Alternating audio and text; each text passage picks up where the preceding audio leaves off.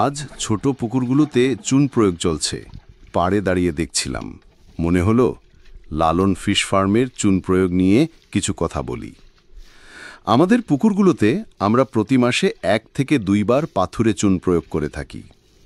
পুকুর প্রস্তুতির সময় আমরা প্রতি বিঘায় অর্থাৎ 33% 40 থেকে 50 কেজি চুন প্রয়োগ করি। চাষকালীন সময়ে বিঘা প্রতি 6 থেকে 10 কেজি। আমাদের পুকুরের পানির গভীরতা প্রাণ সবসময়ই 8 থেকে 10 ফিট থাকে। গভীরতা কম বেশিতে চুনের প্রয়োগ মাত্রা কম বেশি হয়। মাছ চাষে চুন প্রয়োগ সম্পর্কে আমরা যা বুঝেছি, চুন নয় তো মাছ চাষ নয়, চুনের বিকল্প শুধুই চুন। চুনের উপকারিতা বলে শেষ করা যায় না। চুন পানি পরিষ্কার করে, মাটি পানির পিএইচ নিয়ন্ত্রণে সাহায্য করে, মাছের ক্যালসিয়াম চাহিদা পূরণ করে। এইভাবে অনেক রকম উপকার এই সাধারণ পাথুরে চুন মাছ চাষে করে থাকে। চাষি ভাই, নিয়মিত পরিমিত পরিমাণ চুন প্রয়োগ করুন, মাছ চাষে সফলতা অর্জন করুন। আজ এ পর্যন্ত।